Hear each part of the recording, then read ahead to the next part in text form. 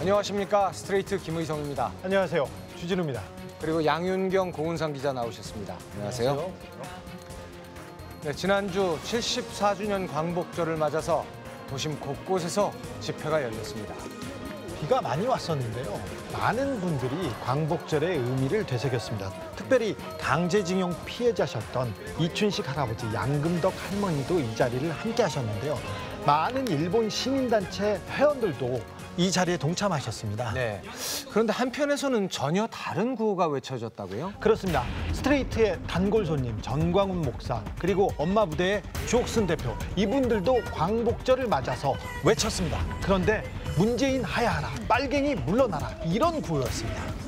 이분들의 움직임을 그동안 양윤경 기자가 아주 끈질기게 추적하고 보도해 왔었는데요. 오늘은 그 종합편을 준비하셨다고요? 오늘은 교회, 그곳을 그리고 마지막으로 정치가 가짜뉴스를 중심으로 어떻게 맞물려 돌아가고 있는지 보도해드리겠습니다. 일부 목사님들이 예수를 믿으라면서 친일을 외치는 그런 행태에 대해서 스트레이트에서 집중 보도했는데 네, 저희가 최초로 보도해드렸었죠. 굉장히 충격적이었습니다. 네, 특히 내년 총선까지 이제 8개월도 채 남지 않았는데요. 가짜뉴스와 관련해 이미 온라인과 오프라인에서 양쪽에 거대한 시장이 만들어져 있었습니다. 서울역 앞 태극기 집회. 초입에 가판대 서너 개가 차려졌습니다. 가판대마다 태극기 성조기에 우리공화당 깃발들이 나부낍니다. 크기별로 구비된 깃발들 아래엔 각양각색의 집회용품이 즐비합니다. 트럼프 요거만 없나요? 네? 요거만 없어요. 트럼프만? 네. 세 개나 드시려고. 네, 거기다 다는 거. 네, 다는 거만. 네, 그 밑에. 이거요. 집회가 진행되는 중에도 손님들이 끊임없이 몰려듭니다. 어머니 몰려드려요. 우리 공화당이라고. 네. 아저씨, 이 대는 얼마요? 7,000원인데 5,000원 해드릴게요. 다른 데서 7,000원 달라래. 정도 있어요. 네, 있어요. 네, 잠깐만요. 신봉부터 드릴게요. 감사합니다. 태극기 집회와는 거리가 있어 보이는 유엔기도 팔려나갑니다. 유엔 국기를 사시네요, 신기하게. 유엔도 우리나라한테 숨기시는데 저번에 애국당 달았는데 얼굴 좀 주세요. 있어요, 어머니. 가판대의 주인은 두툼한 현금 뭉치를 손에 들고 거스름돈을 내주느라 정신이 없습니다. 우리 계속 살 거야. 제일 잘 파는 게 뭐라고 하셨죠? 이렇게 안테나로 해서 이렇게 하나는 태극기, 그다음에 성조기, 여기 이제 대한애국당이 아니라 지금 우리 공화당이니까 요거까지 하면 2만 원. 2만 원. 대한애국당에서 우리공화당으로 당명이 바뀌면서 집회 참가자들도 일제히 새로운 깃발을 사게 됐습니다. 얼마나? 한 2만 원 좀 세고. 요거하고 우리 공화당만 하면 10,000원. 주말마다 열리는 집회에서 벌어들인 수익은 대체 어디로 가는 걸까? 어디 사는 비슷비슷하죠? 당원이세요? 네. 아, 아니요, 괜찮아요. 이거 우리 공화당에 서랍 갖고 사시는 거예요? 그리고 일부 후원금으로 들어가. 많이 파세요? 그러면 사장님 당원이세요? 네, 당원. 이거 내면 다달이 정액으로 후원하시는 거예요? 사장님은 월 얼마 정도 후원하세요? 이렇게 장사하셔가지고.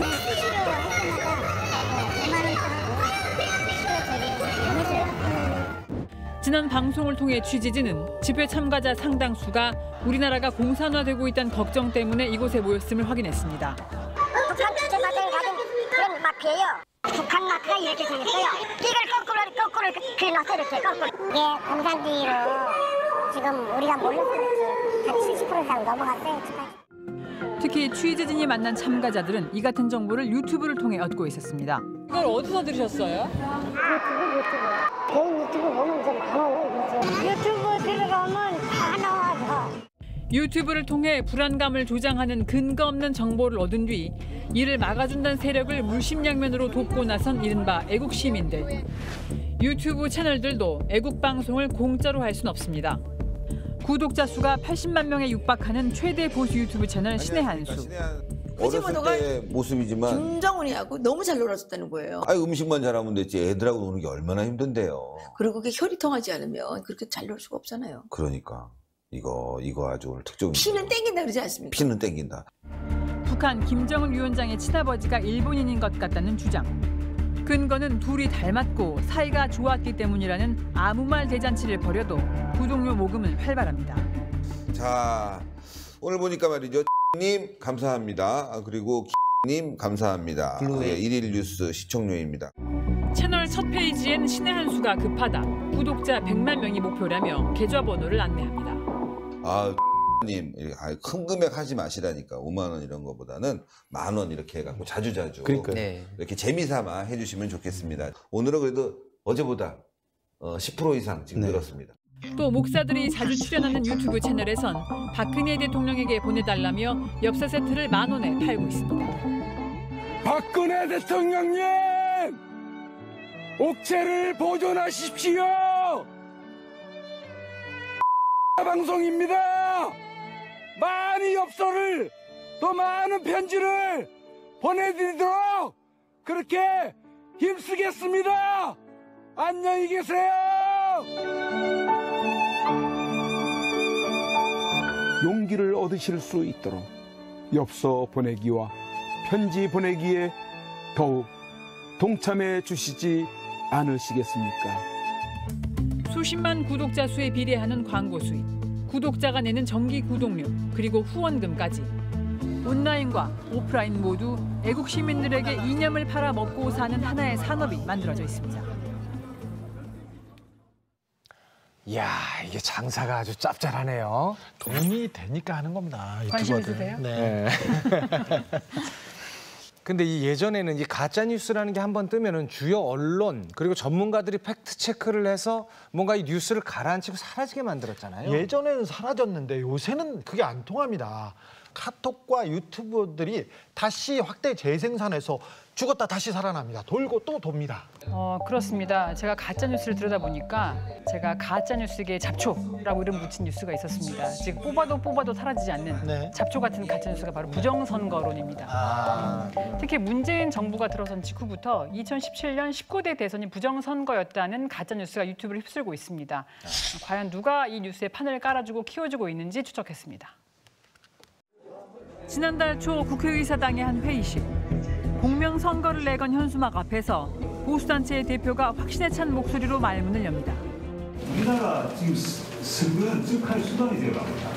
우리나라 중앙선관위가 지금 제3의 세력에 의해서 움직이고 있다. 내가 보기에는 북한의 가능성이 높다. 국회 안에서 울려 퍼진 2017년 19대 대선은 부정선거였다는 주장. 문재인이가 이렇게 나라를 망치고 있는데도 50%, 49% 인기가 있다라고 하죠. 이게 여론조사예요. 선관위와 그리고 예측조사 관계기관과 이런 모든 것이 단합을 해가지고 정확하게 자기들이 짜고 마칩니다. 대선 후보들의 여론조사가 조작됐다는 것. 그러더니 투표용지가 바꿔지게 됐다는 주장까지 합니다. 이런 투표지 처음 봤거든요. 사전선거 투표한 것을 바꿔치기 한 거 아니겠습니까? 나아가 2002년 노무현 대통령도 부정선거로 당선됐다는 것. 노무현의 부정선거를 인터넷으로 연결해서 했는데 노무현이가 당선되고 나서 재검표는 38일 만에 했습니다. 표 바꿔치기 할 시간을 충분히 줍니다. 우리나라 인터넷 대란이다. 인터넷 대란이 일어나야지 그 흔들림이 지어집니다. 그런데 그 인터넷 대란을 복구 사업에 참여한 것이 안철수 의원입니다. 한마디로 부정선거를 위한 치밀한 계획에 따라 김대중, 노무현, 문재인 후보가 대통령이 됐다는 말입니다. 이런 토론의 장을 만들어준 건 조원진 우리공화당 대표. 이명박, 박근혜 대통령을 뺀 최근 다른 대통령들은 다 불법으로 당선됐다는 주장을 내내 경청했습니다. 그냥 주장으로 봐서는 내 말씀 드릴게요. 선거관리위원회가 참석을 하기로 했었는데 우리가 참석을 불청을 해서 아쉽게 생각합니다만. 부정선거를 주장하는 토론회에 정말로 중앙선거관리위원회에서 참석을 약속했을까? 저는 이제 또 단체에서 일방적으로 표기를 한 것 같아요. 저희 기관 쪽에서는 일단은 뭐 참석하겠다고 이렇게 의사를 표명한 적은 없는 걸로 알고 있거든요. 우리 공화당뿐만이 아닙니다. 이 토론회 2달 전 똑같은 내용의 세미나가 국회 안에서 또 열렸습니다. 그 문재인 씨가 지금 뭐 대통령이라고 하지만 저희들은 대통령으로 인정하지 못하지만 왜냐하면 부정선거로 됐기 때문에 그렇습니다. 선거 부정으로 이 나라가 적화로 넘어가는 게 눈에 보이기 때문에 손을 놓을 수가 없는 거예요. 토론회 장소를 물색해준 건 이번엔 자유한국당 이채익 의원실. 이채익 의원님 그래도 좀 협의를 해주신 거. 네, 했어요. 어떻게 말씀하셨어요? 저 오신다고 그랬거든요. 근데 안 오셨어요. 섭외하실 때는 오케이 하셨어요? 예, 오케이 했죠. 이 정도 빌려줘서 할 수 있게 해준 거에도 감사하고, 어차피 그 사람이 행정위원이잖아요. 행안이니까. 그래서 제가 부탁을 드렸고. 네네. 부탁을 직접 하셨는데 취재 공감을 하시던가요? 그럼요. 대선은 물론이고 지난 4월 보궐선거도 부정선거였다는 주장은 보수 유튜브 방송을 중심으로 확산돼 왔습니다. 민주당에서 전자개표기 조작으로서 마지막 나머지 2% 남은 요 시점에서 아주 극적으로 역전하는 이런 쇼를 허무맹랑해 보이는 주장에 정치인들까지 가세해 국회 회의실까지 빌려주며 판을 깔아주고 나선 상황. 그러면 그분들은 받아들이기 힘든 주장도 많이 하시는데 국회에서 공당의 우리 대표로서 공당에서 그분들의 주장이 옳고 그런 거는 저희들이 판단을 할 거예요. 어떻게 하다가 그런 단체 국회를 대관하게 주셔야 하시게 되시는데 굉장히 궁금하더라고요. 아니 그분들의 대한민국 국민들인데 그분들의 의견을 듣는 것은 당연하잖아요. 다 여러 사람들에게 의원님께서 부정선거가 있었다는데 동의를 하고 있다고 퍼지는 것에는 별 문제의식이 없습니다. 일부 동의해요. 그분들의 말이 합당하다는 부분도 많습니다. 아, 그럼 부정선거가 있을 수도 있었다는데 일부 동의하신다? 선거함의 보존을 제대로 잘 못했다 하는 것은 그런 여지가 대단히 있다는 거야. 저 아는 지인이 얘기해가지고 담당자가 누군지 정확하게 파악도 못하고 우리는 자료소만 양만 그렇게 해주는 그런 상태예요. 그러니까 의원님한테 보고를 해가지고 어떤 그런 부분들을 했던 것도 아니고. 이런 주장에 국회의원실까지 합세한 이유가 뭘까? 토론의 뒤편, 발언자들을 정면으로 바라보는 가장 좋은 좌석을 차지한 10여 명의 참가자들, 바로 개인 유튜버들입니다. 이들은 휴대전화에 삼각대를 세우고 이른바 부정선거 토론회를 유튜브에 생중계했습니다. 보수 집회나 행사가 있는 곳이라면 어디든 달려가 생중계든 녹화된 유튜브에 올려줍니다. 오늘 오신 분들이 정말 우리 조원전 의원님이 가시는 길에 같이 힘을 보태주고 해야 될 것 같습니다. 야당이 많이 못 나오신다고 해도 저희들이 이 유튜브만 통해서라도 얼마든지 알릴 수 있으니까. 영상이 유튜브에 올라가기 무섭게 여러 단체 카톡방을 통해 링크가 즉시 전파됩니다. 말이 되는 주장을 하든 아니든 유튜브는 일부 의원들에겐 무시할 수 없는 표받친 셈입니다. 지난 6월 말 서울 마포구의 한 소극장. 제1회 자유 유튜버의 날이라며 오전 10시부터 밤 10시까지 12시간 동안 생방송으로 유튜브 중계를 하고 있습니다. 객석의 청중보다 발언에 참가한 인원이 더 많아 보입니다.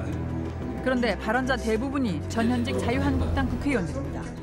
방송을 통해서 한 400만 명의 우리 유튜브 구독자들께서 보시고 있는 현장이라고 생각합니다. 구독자 수가 수십만 명이 넘는 유튜버들을 귀빈 모시듯 합니다.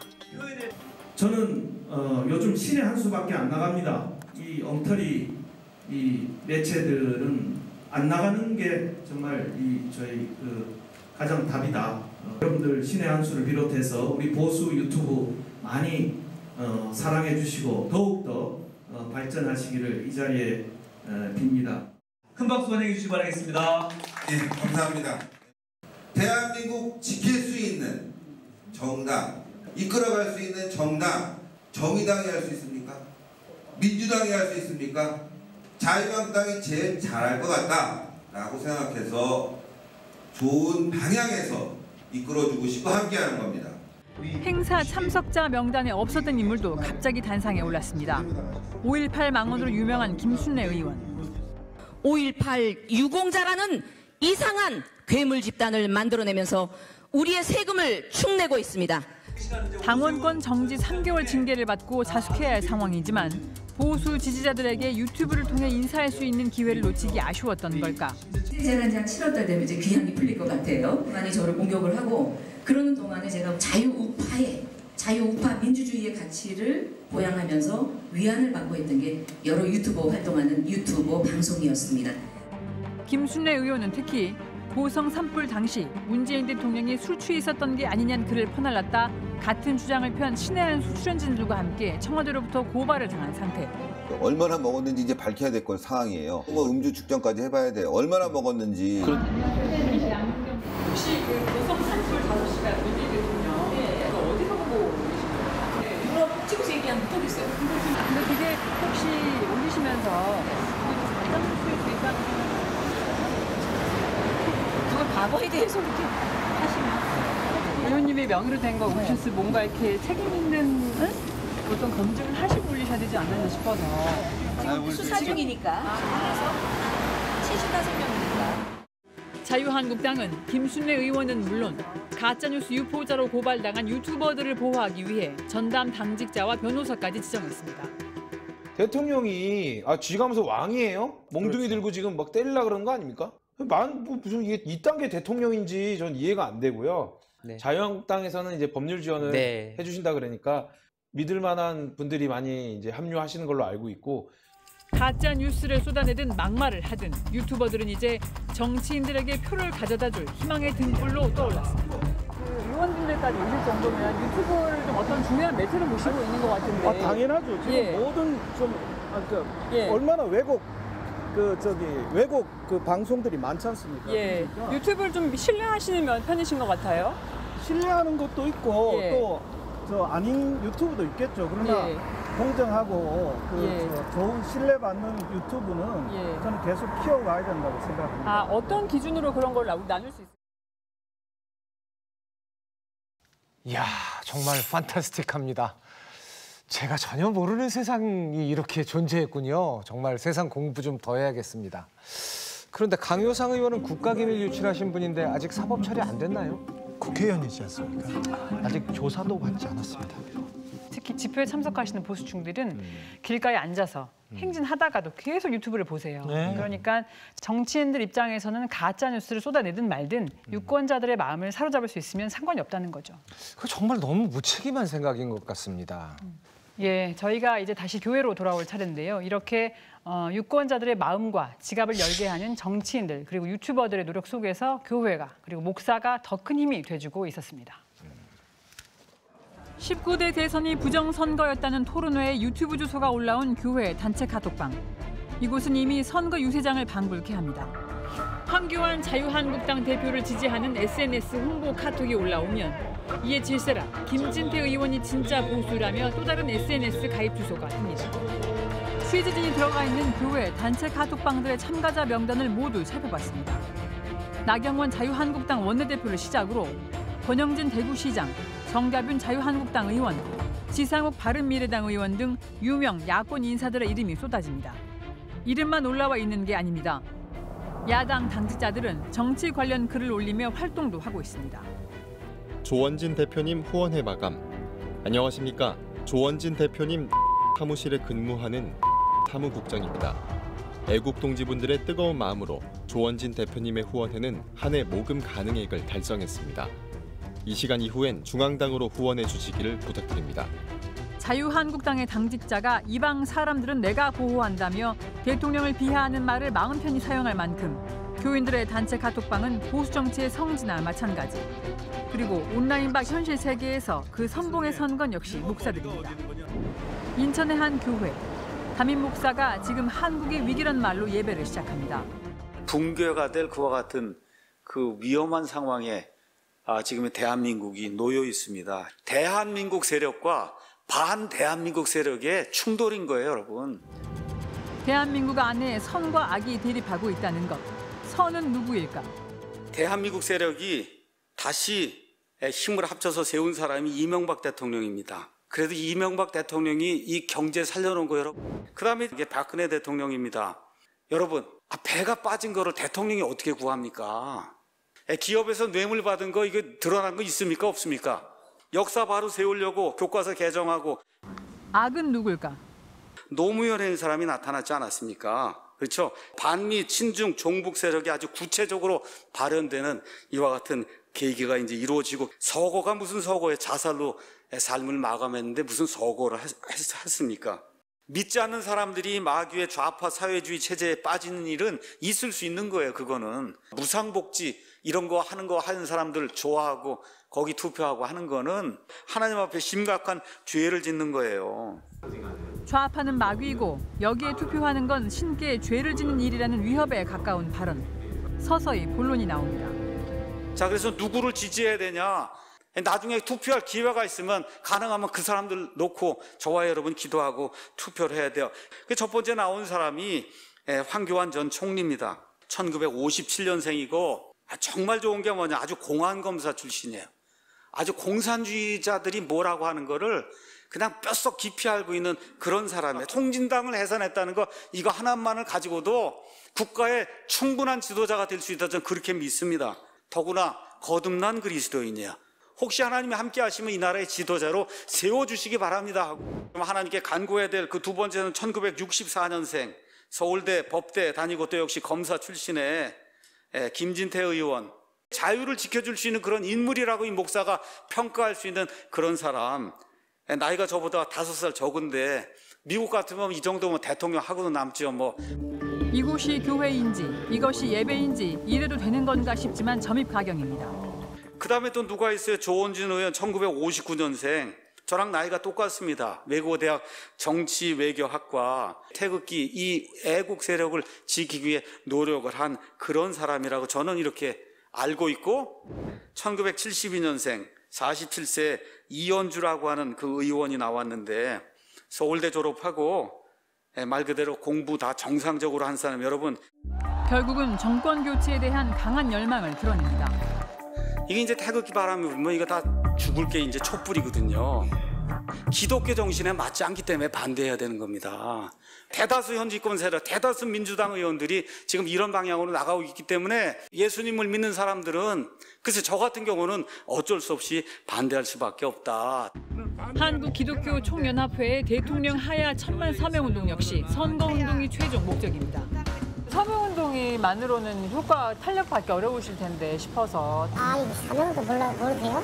서명운동하고 주소수가 전화번호가 있어요. 네? 자, 그러면 전화번호가 뭐예요? 바로 유튜브로 바로 보내요. 바로 갑니다. 지금 현재 공영방송보다 우파들은 200~300만 이상이 매일 지금 유튜브를 보면서 정신무장을 하고 있는 거예요. 그저 듣고 있을 수밖에 없는 성도들 앞에서 묵사하고 싶은 대로 얘기하는 곳 교회. 이 때문에 일본과의 대립 속에서 밖에선 쉽게 얘기하기 힘든 친일 발언까지 편히 내뱉을 수 있습니다. 어리석고 바보들은 선동에 너무 잘 넘어가. 일본이 아니었다면 한국 경제는 살지 못했어요. 그러나 은혜를 원수로 갚는 그것이 한국 사람들이 아주 악한 심성이고 본성이기 때문에 세종대왕의 한글 창시는 이유가 있어요. 세종대왕의 법들을 통해서 당시에 조선의 노비가 40%까지 올라갔어요. 차라리 그냥 한글이라는 게 없고 일본어나 중국어로 써왔으면 훨씬 좋았겠어요. 그러면은 중국이나 일본과 소통을 얼마나 잘하겠어요. 저희 어머니께서 65년 동안 교회를 다니셨거든요. 그런데 요즘 이 교회 다니는 거에 대해서 회의를 느끼신답니다. 바로 저 정동수 목사 같은 사람 때문에 그렇죠. 교회에서 예배 시간에 정치인들 실명 걸어나가면서 찍어라, 찍지 말아라. 이게 가능한 얘기입니까? 이거 현행법에 걸립니다, 목사님. 59년생 정동수 목사님. 앞에서 이렇게 거짓말을 하시면 어떻게 해요? 광대상에서 목사님께서. 자, 국회에서는 다음 주부터 시작될 장관 및 위원장 후보자 청문회를 앞두고 이 가짜 뉴스가 또 최대 쟁점으로 떠올랐죠. 예, 의도적인 허위 조작, 즉 가짜 뉴스는 표현의 자유 보호 범위 밖에 있다는 방송통신위원장 후보자의 발언 때문이었습니다. 네, 야권에서는 당장 보수 성향 유튜브 방송을 규제하겠다는 거냐, 정치적 중립을 훼손하는 일이라는 비판이 터져 나왔습니다. 아니, 보수 성향 유튜버들이 가짜 뉴스를 만들고 있습니까? 가짜 뉴스입니까? 왜 굉장히 민감하시네요. 왜 발끈하세요? 자, 지난 몇 달간 이 가짜 뉴스 취재 매진해 오셨는데 어떻습니까? 예, 저희가 처음에 전광훈 목사의 황교안 대표가 장관 시켜준다고 했다는 말, 그리고 주옥순 엄마부대 대표의 죄송합니다 아베 수상님. 네, 오늘 마지막으로 예, 그렇죠. 정치인들 얘기까지 달려왔는데요. 당장 내년 총선 나아가 20대 대선까지 바라보고 있고요. 부적절한 그리고 불법적인 방법을 총동원해서 움직이고 있는 그 구조를 저희가 보여드리고 싶었습니다. 자, 양윤경 기자, 오늘이 끝이 아니죠?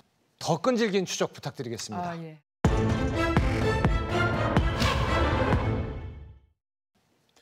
자, 두 번째 이슈는 고은상 기자가 준비했죠? 어떤 얘기입니까? 네, 지난 연말 태안화력발전소 컨베이어 벨트에 끼어 숨진 고 김영균 씨 기억하시죠? 네, 24살 청년의 안타까운 죽음, 저희 스트레이트에서 집중 조명했었는데요. 네. 네, 유족들은 당시 장례도 미룬 채 더 이상 다른 노동자가 죽지 않도록 대책 마련을 촉구했고요. 네, 그 말이 더 가슴을 울리더라고요. 그렇습니다. 네, 그리고 지난 2월 5일이죠. 정부가 2인 1조 근무와 임금 개선, 그리고 정규직 전환과 같은 대책들을 내놓으면서 김영균 씨 사망 2달 만에 비로소 장례가 치러졌습니다. 사랑하는 내 아들아, 보고 싶고 만지고 싶고 언젠가 엄마 아빠가 너에게로 가게 될 때 그때 엄마가 두 팔 벌려 너를 꼭 안아주고 위로해줄게. 당시 문재인 대통령이 재발 방지를 약속을 했고요. 또 그 이후에 법도 바뀌었고 대책도 쏟아졌습니다. 네. 현장에서는 뭔가 달라진 게 있습니까? 네, 정부 발표 이후 반년이 지난 지금 그의 동료 노동자들은 제대로 바뀐 것이 아무것도 없다며 울분을 토하고 있습니다. 김영균 씨가 사고를 당한 충남 태안화력발전소. 석탄을 나르는 컨베이어 벨트는 여전히 초속 4m의 빠른 속도로 돌고 있습니다. 작업로 양쪽 컨베이어 벨트를 따라 어른키 높이로 들어선 노란색 철망, 이른바 안전 펜스입니다. 김영균 씨 사고 이후 가장 눈에 띄는 재발 방지 장치였지만 현장에선 크게 환영받지 못하고 있습니다. 먼저 작업을 방해한다는 지적. 컨베이어 벨트에서 끊임없이 바닥으로 떨어지는 석탄, 이른바 낙탄을 퍼서 벨트 위로 다시 올려놓아야 하는데 펜스 너머로 삽질을 해야 하니 작업 속도까지 늦어졌다는 겁니다. 그걸 깎아내서 낮췄어요. 그게 덜 올라가서 삽질하기 굉장히 힘들었던 거거든요. 그래서 그걸 깎아내서 그냥 운전부서 낙탄, 전기도 편하게끔 조금 불편해도 안전이 우선이지만 단순히 그런 차원의 문제가 아닙니다. 정부의 권고라는 이유에 쫓겨 현장 여건은 충분히 살피지 않은 채 주먹구구식으로 설치한 결과입니다. 정작 필요한 곳엔 설치가 안 됐고 다시 벨트 위로 이렇게 낙탄을 처리해주는 그거가 쇠로 된 스컬퍼 이렇게 돌아요 계속. 이게 넘어져서 손이나 발이 거기에 끼면은 그냥 잘라지는 거죠. 근데 거기에 지금 펜스가 설치가 안 돼 있다라는 거예요. 오히려 안전 펜스가 안전을 위협해 뜯어내야 할 곳도 생겼습니다. 안전 스위치에 관해서 안전 펜스에 그게 간섭돼요. 그래서 그게 동작이 안 돼요. 설비상으로도 문제가 많은 것에 대해서도 이런 부분은 좀 이렇게 고쳐달라고 얘기하면 아직 그런 거는 반영 하나도 안 되고 있어요.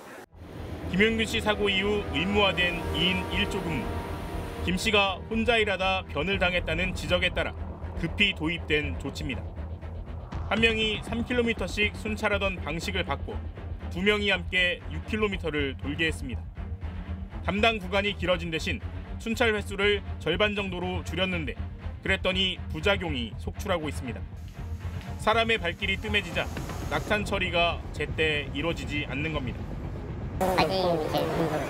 회사 쪽에서도 굉장히 불안해하니까 기기 설비 사고라든가 이런 것들 때문에 한 번만 더 돌면 안 되겠냐라고 계속 요구를 하고 이런 식으로 순찰 횟수가 다시 늘어나 2인 1조 근무로 업무량만 증가했다는 비판이 나옵니다. 열악한 근무 환경 탓에 인력 충원도 지지부진합니다. 실제로 태안화력발전소의 경우 23명이 투입되던 운전원 근무조에 고작 4명이 늘어났을 뿐입니다. 1시간 40분에서 1시간 50분 걸리는 코스가 있어요. 한 번 순찰 도는데요. 그러면은 이 땅끝에서 돌아다녀야 돼요. 이제. 그 사람이라는 게 기계가 아니니까 지쳐요. 다리에 힘이 풀릴 때도 있고 오히려 이게 여리가 넓어지면서 안전이 더 안 좋아진 거죠. 순식간에 200도 넘게 치솟는 열기, 불덩이나 다름없는 설비 옆에서 타고 남은 석탄재를 처리하는 이른바 폐처리 근무자들을 인력 충원은 꿈도 못 꾸고 있습니다. 요즘 같은 여름에는 현장에 들어가면 한나절 일하고 오면 속옷 다 젖어요. 상당히 힘들어요. 아플 수도 있고 좀 쉴 수도 있잖아요. 그럼 휴가를 마음대로 낼 수 있어야 되잖아요. 근데 예비 인력이 없다 보니까 아플 권리도 없어요. 극한 환경 속에서 이들은 냉수 한 모금 마시기조차 쉽지 않습니다. 충남 보령 화력발전소 16km나 되는 컨베이어 전체 구간에서 작업자들의 쉼터로 쓰이는 대기실은 딱 한 곳뿐입니다. 잠시 숨이라도 돌리려면 뙤약볕 속 2km를 걸어가야 합니다. 30분, 40분 걸어와야 되는 거예요. 쉬려고.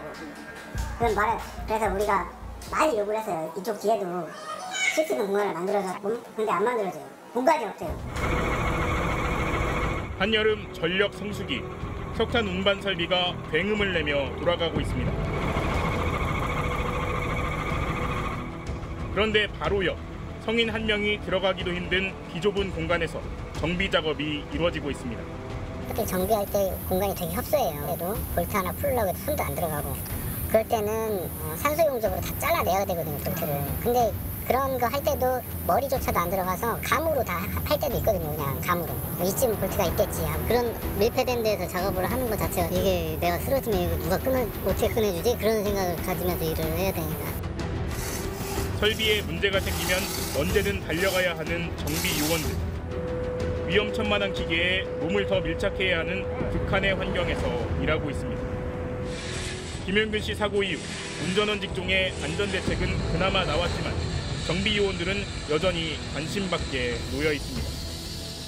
숨쉬기는 물론 눈을 뜨기도 힘들 만큼 석탄 분진이 쏟아지는 현장. 3톤이 넘어가는 발전 설비와 씨름을 하고 높이 50m가 넘는 석탄 하역 설비에 크레인을 타고 올라가 고공에서 수리하는 작업도 모두 이들의 몫입니다. 진짜 위험한 거는 무거운 거에 깔려 죽거나 떨어져서 다치거나 이런 사고가 많은 건데, 안전띠에 있는 안전고리를 걸려고 해도 그걸 걸 데가 없는 거예요. 국민의 안락한 생활을 위해 땀 흘리는 이들. 정작 자신들의 생명과 안전은 한 치 앞을 장담할 수 없는 처지입니다. 딱 사고가 났다고 했을 때 이제 벨트에 이제 그 말려 들어가 딱 했을 때 얼마나 고통스러울지 생각도 하기 싫거든요. 그냥 다치지 말고 그냥 웃으면서 계속 이제 일을 했으면 좋겠어요. 그냥 다치는 일 없이. 화면을 보는 것만으로도 정말 숨이 탁탁 막히고 답답합니다. 화가 나네요. 이 2인 1조 문제는 사고 직후에도 우리 보도에서 이미 지적했던 얘기 아닙니까? 반년이 지났는데 다시 개선된 게 하나도 없어요. 아니 혼자서 3km 돌던 곳을 개선하려면 사람을 늘려야지. 개선이 아니라 둘이서 도는데 길이를 늘려놓은 거 아닙니까? 제가 보기엔 더 위험해진 것 같아요. 작업 구간이 늘어나면서 안전을 우려해야 되는 그런 구간도 더 늘어났습니다. 맞습니다. 네, 현재 발전소에서 낙탄 처리가 제대로 되지 않고 있습니다. 노동자들 사이에서는 곧 화재로 인한 인명사고가 날 거다, 이런 우려까지 나오고 있는 상황입니다. 이게 사고라니. 조명받지 못했던 정비사들을, 이분들의 안전은 더 큰 문제입니다. 최소한 죽음의 공포에서는 벗어나도록 해줘야죠. 네, 정비원들 역시 하청 노동자들인데 이들 규모만 전국에 3,700명에 이릅니다. 너무 위험하다며 발전사의 설비 개선을 요구하고 있는데 발전사는 지금도 이들의 요구를 묵살하고 있다고 합니다. 이 소중한 생명을 잃게 하고도 어쩌면 이렇게 반성이 없을 수가 있습니까? 네, 김용균 씨 사고 이후 다행히 진상규명 및 재발 방지를 위해 특별노동안전조사위원회, 즉 특조위가 꾸려져서 실태 파악에 나섰습니다.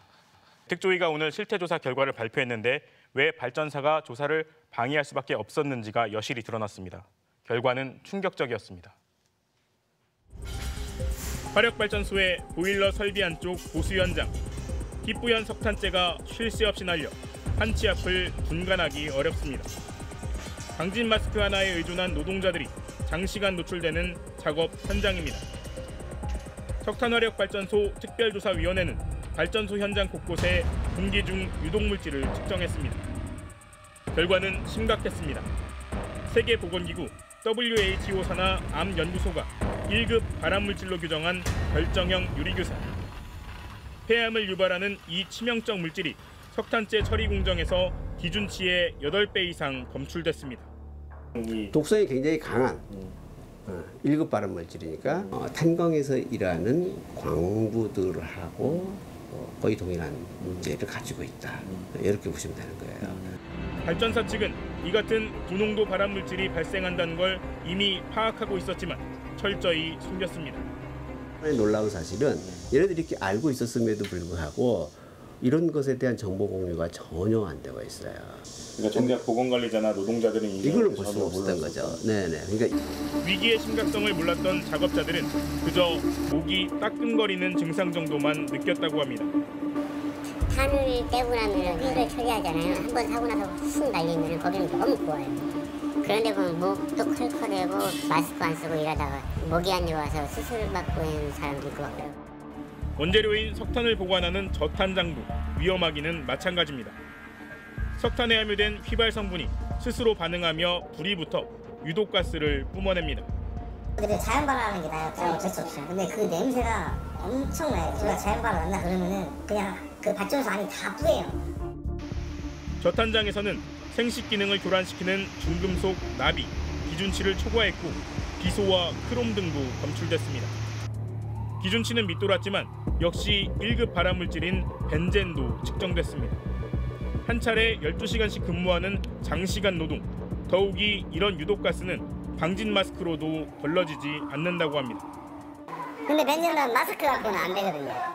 방독면을 써야 돼. 솔직히 하면 이게 우리 휴먼 마스크 있다니까 이거 쓰면 안 돼. 방독면을 써야 돼. 수십 년째 가동되고 있는 석탄 화력발전소에서 세계적으로 유독물질을 측정한 건 이번 특조위 조사가 처음이라고 합니다. 노동자들이 위험성을 인식하기란 애초에 불가능했던 겁니다. 벤젠 측정되지 않았어요.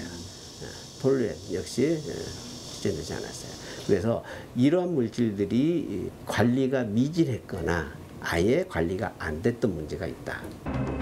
연중 한두 차례 이루어지는 발전소 대정비에는 일용직 노동자들까지 대거 투입되는데 이 같은 독성 물질을 흡입한 이들의 명단은 파악할 길조차 없습니다. 인체에 치명적인 환경을 고려하면 작업 시간을 최대한 줄여야 했지만 현실은 정반대였습니다. 석탄을 운반하고 태운 재를 처리하는 원무량은 시간이 흐를수록 늘어났습니다. 열량이 낮아 품질이 떨어지는 이른바 저열량탄 사용을 가격이 싸다는 이유로 발전사들이 늘린 탓이었습니다. 한 시간에 최대 22톤이 넘는 석탄을 더 써야 발전 요구량을 맞출 수 있었습니다. 인력 충원 없이 일감만 늘다 보니 각종 인명사고도 자주 일어나는 겁니다. 단종이 안 좋으면 이제 불꽃도 많이 떨어지고 그러니까 기름기가 있으니까 미쳤는데 중반 이후로 알승탄을 많이 쓰기 시작하면서 가스도 안 좋아졌고 가동시간도 굉장히 늘어났고요. 발전사들의 이 같은 무리수는 이른바 공공기관 경영평가 때문이었습니다.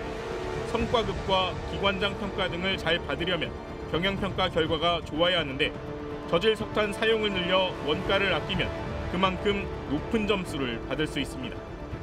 2001년 이후 저열량탄 사용이 급증했지만 그에 따른 안전사고 증가는 평가에 반영되지 않았습니다. 수시로 발생하는 산업재해의 책임은 인력을 파견한 하청업체로 떠넘겨졌습니다. 사망이나 중상 등 중대재해가 발생해 정부에 사고 원인을 통보할 때 하청 직원이 안전수칙을 안 지켜 자초한 사고로 처리되기 일쑤. 하지만 하청업체와 소속 직원들로선 불이익을 우려해 입을 다물 수밖에 없었습니다. 사망 사고가 나거나 뭐 팔 잘리고 손 잘리고 뭐 그것도 협력사 내에서 그냥 알아서 처리를 하고요. 경쟁 입찰이라는 고리가 만약에 회사가 이 입찰을 못 가게 되면은 저희도 회사를 간둔다든지 그런. 김용균 씨 사고가 난 뒤에도 달라지지 않았습니다. 지난해 12월 이후 화력발전소에서 발생한 산업재해는 파악된 것만 11건.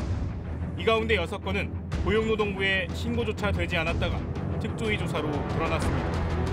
하청업체 직원들은 특조위에 은폐 사실을 제보하면서도 발전사와 하청업체의 눈치를 살폈다고 합니다. 김용균 이후에 저 산재 그러니까 일하다 다쳤는데요. 산재 신청 사실은 못했어요. 라고 전화 제보 오신 분이 있는데, 그러니까 왜 못하셨어요? 했더니 저희 그러면은 발전소에서 쫓겨나요. 그렇게 말씀하시는 거예요. 마지막에는 비밀을 꼭 지켜주십시오. 저희 쫓겨납니다, 진짜. 이러고 끊으시는 거죠. 아니 근데 우리나라에 석탄 화력발전소 세워진 지가 언젠데 유독물질, 특히 1급 발암물질 측정을 이제서야 제대로 할 수가 있죠? 이 하청 노동자들의 건강도 장기적으로 보면 심각한 문제지만 일용직 노동자들의 문제도 그냥 넘어갈 수 없는 것 같습니다. 오히려 가장 고농도의 발암물질에 장시간 노출될 가능성이 있는데도 이분들은 명단조차 찾을 길이 없습니다. 특조위에선 이분들을 이른바 그림자 노동자라고 표현하고 있습니다. 네, 이 문제 정말 시급하게 해결해야 할 것 같습니다. 단언컨대 저희는 이 일을 기업살인이라고 부르고 싶습니다. 언제까지 이런 비극을 되풀이할 겁니까? 네, 그런데 더 심각한 문제도 있었습니다. 스트레이트 팀은 취재 도중 발전사가 그동안 하청 노동자들을 어떻게 바라봤는지 단적으로 보여주는 문건을 입수했습니다. 보령 발전소 등을 운영하는 중부발전이 지난해 작성한 내부 경영평가 관련 문서입니다. 산업재해 발생 시 부서별 평가에 적용하는 신분별 감점 계수. 원청인 발전사 직원이 사망하면 12점을 감점하지만 하청인 도급사 직원이 숨지면 감점이 4점에 불과합니다. 숨진 김용균 씨의 원청업체였던 서부발전. 사망자의 소속회사와 직종 등에 따라 더욱 자세히 감점 지표를 만들어놨습니다.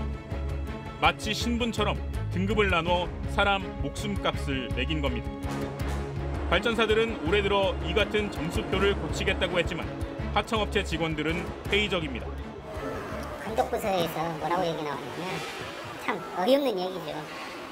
이번 일 다 끝나고 언론 다 끝나고 나면 가만 안 놔두겠다고. 하청 노동자들에 대한 차별적 시각은 임금에도 고스란히 반영됩니다. 정부는 지난 2월 하청 노동자들 몫으로 책정된 임금을 삭감 없이 지급하도록 조치하겠다고 밝혔습니다. 그러나 말뿐이었습니다. 발전사 쪽에서 그럼 제대로 지급하라라는 지시를 내려왔나요? 그러면? 없어요. 전혀 그런 게 없어요. 실제로 원청인 모 발전사가 하도급 업체와의 계약에서 주기로 한 석탄 운전원의 월 급여는 1인당 세전 489만 원이지만 이들에게 주어진 액수는 여전히 초라합니다. 최근 1년차 운전원이 받은 월급 명세서, 연장 근무에 야간 근무 수당까지 받았는데 세금을 제외하기 전 금액은 약 240만 원. 각종 보험료 등을 빼고 나면 실제 손에 쥐는 돈은 167만 5천 원. 1년에 4차례 나오는 상여금까지 합쳐도 실제 받았어야 할 금액의 절반 남짓에 불과합니다. 여기 직원들 중에서도 최저임금에 해당자들이 상당 부분 많습니다. 김영균 사고 이후로 이제서 안고도 저희들도 저렇게 많이 받아왔구나. 근데 왜 우리는 이것밖에 안 줬을까? 특조위 조사 결과 화력발전사 하청업체들은 이런 식으로 노무비의 절반 안팎을 빼돌리고 있는 걸로 추산됐습니다. 실제로 보령발전소 산하 8개의 정비업체가 지난해 주기로 한 노무비는 약 36억 원. 그러나 하청 노동자들이 받은 액수를 따져보니 절반 수준인 54%만 지급됐습니다. 직접 노무비로 노동자들에게 지급해야 될 인건비를 회사가 자기의 이윤으로 가져갔다는 얘기예요. 국민들의 전기요금을 업자들이 착보하는 쪽으로 가게 만들었어요. 정부는 지난 2002년 석탄 화력발전소의 운전과 정비 등을 담당할 민간 기업을 육성하기로 했습니다. 경쟁을 통해 기술 발전을 꾀한다는 취지였지만 실제 민간 하청 업체들은 기술 향상과 안전 등엔 무관심한 채 사실상 인력 속에서 구실을 하며 배만 돌렸던 겁니다. 심지어 일부 직종은 재하도급까지 주며 인건비를 쥐어짜 입속을 챙기고 있습니다. 정비 쪽에서 하청이 되게 많아요. 자기네가 또 하기 좀 어려운 부분은 또 하청을 줘요. 이름으로 해서. 그럼 걔네가 작업을 하는 입장이고요, 지금. 이에 따라 특조위는 발전사의 정비와 운전 등의 업무에 대해 민영화, 외주화를 철회하라고 권고했습니다. 연료, 환경설비, 운전 업무는 발전 5사가 해당 노동자들을 직고용해서 운영하는 것을 권고합니다. 경상 정비 업무는 재공영화하는 것을 권고합니다. 대통령 직속기구인 일자리위원회가 지난 2017년 말 내놓은 보고서. 국민의 생명과 안전에 직결되는 만큼 비정규직을 제한해야 하는 대표 업종으로 화력발전소 운전원과 정비원을 꼽았습니다. 이미 청와대에서도 이들의 정규직화 명분을 공식화한 겁니다. 이 같은 방침에 애써 눈을 감았던 산업통상자원부와 발전사들은 김용균 씨 사고 직후 정규직 전환 등을 약속하며 노사 대표와 전문가들을 모아 부랴부랴 협의체를 구성했습니다. 그러나 세간의 관심이 줄어들자 논의는 후퇴하고 있습니다. 특히 발전사들은 정비원의 경우 국민의 생명과 안전을 책임지는 업무인지부터 다시 따져야 한다며 감춰뒀던 속내를 드러내고 있습니다. 이 경상경비가 그 생명 안전에 해당이 되는지 안 되는지, 이 업무가 과연 정규직 전환 대상인지 아닌지 그걸 뭐 다시 검토를 하고 있는 중이고요. 이거는 사실 한 1년 전에 다 얘기가 됐던 뭐 그런 부분들이고 다시 회계해서 논의를 하고 있다. 사람의 목숨에, 사람의 죽음에 등급이 있습니까? 신분에 따라서 다른 점수를 매긴다고요? 소위 공기업이라는 이 발전사라는 곳이 정말 이렇게 천박하게 운영이 될 수가 있는 겁니까? 아, 정말 이건 분노가 치밀어 오릅니다. 신분별 감점 개수, 이런 제도가 최근까지 운영되고 있었습니다. 발전사 직원이 숨지면 마이너스 12점, 도급 직원이 숨지면 마이너스 4점. 그러니까 하청 노동자 3명이 죽어야 발전사 직원 1명이 숨진 거가 됩니다. 이런 계급 사회가 아직도 여기에 존재하고 있었습니다. 네, 이 문서를 작성한 중부발전은 취재가 시작되고 나서야 수정할 계획이 있다고 알려왔습니다. 지금까지 안 고쳤다는 거 아니에요? 하청 직원은 사람이 아닙니까? 중부발전은 그렇게 보고 있는 거 아닙니까? 결국 핵심적인 문제는 비정규직 차별의 문제이고 위험의 외주 아닙니까? 네. 자, 그 해결책은 지금 어떻게 준비되고 있습니까? 네, 노동자들은 발전회사와 대등한 관계에 있는 한국전력 자회사 같은 제대로 된 공기업 설립을 원했지만 사실상 이런 방안은 배제된 상태입니다. 대신에 공공기관 지정도 어려운 어설픈 기업을 만들어서 그 회사로 이직시키는 방안이 유력하게 검토되고 있습니다. 아니, 그렇게 하면은 기존의 가불관계가 되풀이될 확률이 너무 높지 않습니까?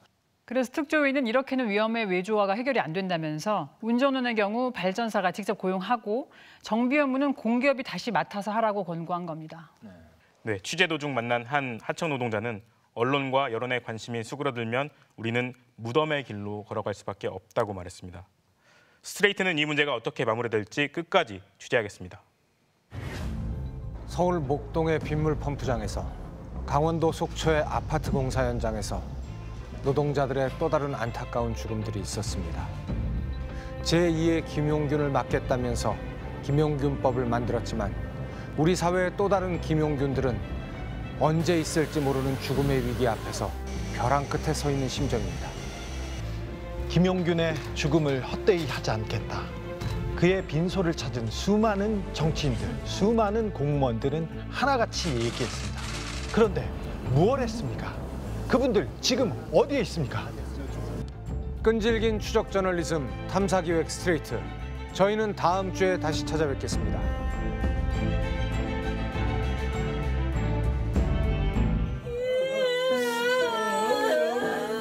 아들의 얼굴을 만지려는데 눈이 떠졌습니다.